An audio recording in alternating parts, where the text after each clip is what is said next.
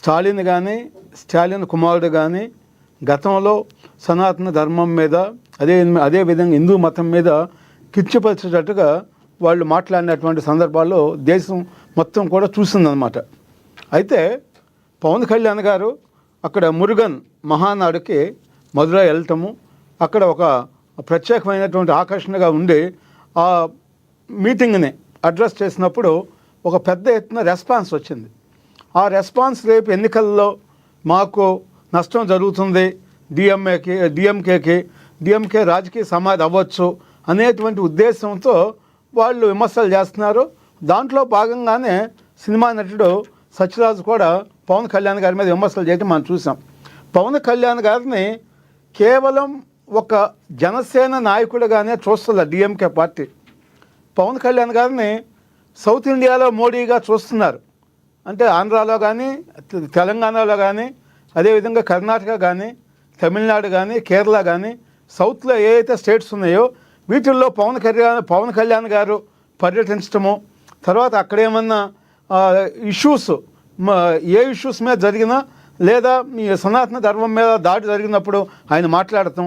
ముఖ్యంగా చెప్పాలంటే మనకు ఆంధ్రప్రదేశ్లో తిరుపతిలో వెంకటేశ్వర స్వామి లడ్డూలో కల్తీ చేసినటువంటి ఇష్యూ మీద ఆయన ప్రత్యేకించి మాట్లాడటం అన్న విషయం మనం చూసాం. అంటే అక్కడి నుంచి మీరు టాపిక్ తీశారు కాబట్టి చాలా మంది అడుగుతున్నారు, ఇప్పుడు అది ఏమైంది, ఆ లడ్డు కల్తీ లడ్డు సంగతి ఏమైంది, అక్కడి వరకు ఆయన తీశారు, అది దానిలో ఏం తేల్చింది అని అడుగుతున్నారు. ఆ కల్తీ లడ్డు దాని మీద సిట్ ఒకటి వేశారు. ఆ సిట్ అది ఆ రిపోర్ట్ కూడా వాళ్ళకి కన్సల్ట్ అథారిటీకి ఇవ్వటం జరిగింది. ఆ రిపోర్ట్ బయటకు రావాలి. ఏదేమైనా దాంట్లో కల్తీ చేశారు 100% అనేది ఒక ఇన్ఫర్మేషన్ అయితే బయటకు వచ్చిందనమాట. అది భక్తులు కూడా చాలా డిఫరెన్స్ ఉంది గతంలో ఉన్నటువంటి లడ్డూకి ఇప్పటికీ అని చెప్పేసి భక్తులు కూడా కొన్ని వందల మంది మాట్లాడతాం. మనం అన్నీ కూడా మీడియాలో చూసాం. అంటే అక్కడ కల్తీ జరిగింది అనే దాంట్లో వేరే సెకండ్ ఆప్షన్ లేదు, సెకండ్ ఆలోచన కూడా లేదు. అది కన్ఫర్మ్. అది ఏ స్థాయిలో జరిగింది అనేది ఇప్పుడు తెలియాలి. అయితే ఆ రోజు పవన్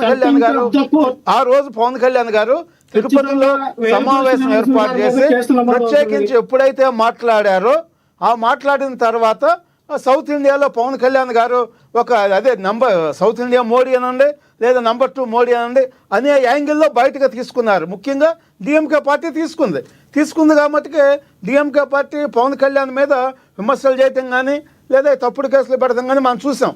పవన్ కళ్యాణ్ గారు చాలా స్పష్టంగా ఏమన్నారంటే మురుగునున్న ధైర్యం చేసుకుని ఆయనతోనే మార్పు సాధ్యమని చెప్పారు. తర్వాత సనాతన ధర్మాన్ని ఎవరన్నా విమర్శిస్తే కించపరిస్తే అది కరెక్ట్ కాదు, దాని మీద మేము డెఫినెట్గా ప్రశ్నిస్తూ ఉన్నాడు. అదేవిధంగా క్రిస్టియన్ మతాన్ని ఎవరైనా కించపరిచినా, ముస్లిం మతాన్ని ఎవరైనా కించపరిచినా కూడా మేము ఎవరం కూడా దాన్ని సమర్థించడం, దాన్ని కూడా ఖండిస్తామని చెప్పాడు. ఇక్కడున్న సమస్య ఏంటంటే పరాయి మతాలు అంటే ఇతర దేశ మతాలు ఏవైతే ఉన్నాయో ఆ మతాలకు సంబంధించినటువంటి వ్యక్తులు సనాతన ధర్మాన్ని రెగ్యులర్గా కించపరుస్తున్నారు ఏదో ఒక స్టేట్లో. ఇవాళ సత్యరాజు మాట్లాడాడు. ఇప్పుడు సత్యరాజు మాట్లాడినప్పుడు ఆ రోజు స్టాలిన్ కుమార్ మాట్లాడినప్పుడు ఇది మీరు తప్పు మాట్లాడుతున్నారు, ఇది కరెక్ట్ కాదని చెప్పట్లేదు. అంటే ఇప్పుడు కర్ణాటకలో కానీ, తమిళనాడులో కానీ, ఆంధ్రప్రదేశ్లో కానీ లేదా తెలంగాణలో కానీ ఎక్కడైనా టెంపుల్స్ పడగొడటమో దాడి చేయటమో లేదా రథాలు తగలబెట్టినప్పుడు వీళ్ళు ఎవరు మాట్లాడటం లేదు, సైలెంట్గా ఉన్నారు. వేరే మతాలకు సంబంధించిన ఇష్యూ మటుకు ఎక్కడన్నా ఒక చిన్న ఇన్సిడెంట్ జరిగితే దాన్ని పెద్ద భూతార్థంగా చేపించి ఇష్యూగా చేస్తున్నారు. అందువల్ల డెఫినెట్గా పవన్ కళ్యాణ్ అంటే సౌత్లో కానీ నార్త్లో కానీ పెద్దగా నిలబడేటువంటి వ్యక్తులు లేని పరిస్థితుల్లో ఈ సనాతన ధర్మం నుంచి నేను వచ్చాను కాబట్టి డెఫినెట్గా నేను దాన్ని క్వశ్చన్ చేస్తాను. దాన్ని తట్టుకోలేని పరిస్థితుల్లో రాజకీయంగా వీళ్ళు చైతన్యం అవుతారు. తమిళనాడులో ఉన్నటువంటి ప్రజలు కానీ ఓటర్స్ కానీ రేపు మాకు రాజకీయంగా నష్టం జరుగుతుంది అనేటువంటి ఉద్దేశంలో ఇవాళ పవన్ కళ్యాణ్ టార్గెట్ చేశారు. అది టార్గెట్ చేయడం కూడా మంచిదైంది. ఎందుకంటే పబ్లిక్కి ఇంకా డిస్కషన్ పెరగాలి. పెరిగినప్పుడు వాళ్ళు చేస్తున్నటువంటి కుతంత్రాలు బయటకు తెలుస్తాయి. వేల్పూరి శ్రీనివాస్ గారు, అంటే ఇప్పుడు రానున్న 26లో అనుకుంటా తమిళనాడులో ఎలక్షన్స్, అసెంబ్లీకి ఎలక్షన్లో ఈ ప్రభావం ఉండి తద్వారా ఏమన్నా డిఎంకే పార్టీకి ఇబ్బందులు తప్పవు అనుకోవచ్చా మనం?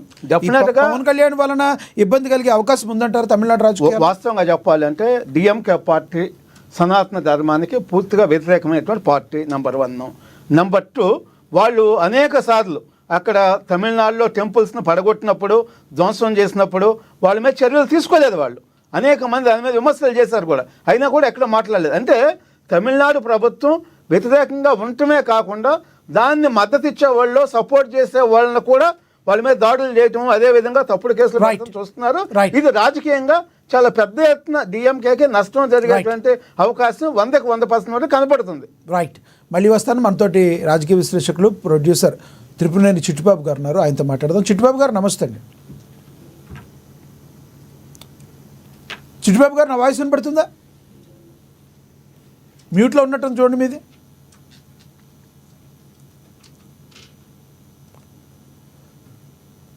చిట్టిబాబు గారు, నా వాయిస్ వినపడుతుందా మీకు? ఎస్, మీ వాయిస్ మ్యూట్లో ఉన్నట్టుంది, అన్మ్యూట్ చేయండి ఒకసారి. చిట్టిబాబు గారు, అన్మ్యూట్ చేయండి ఒకసారి, మ్యూట్లో ఉన్నట్టుంది.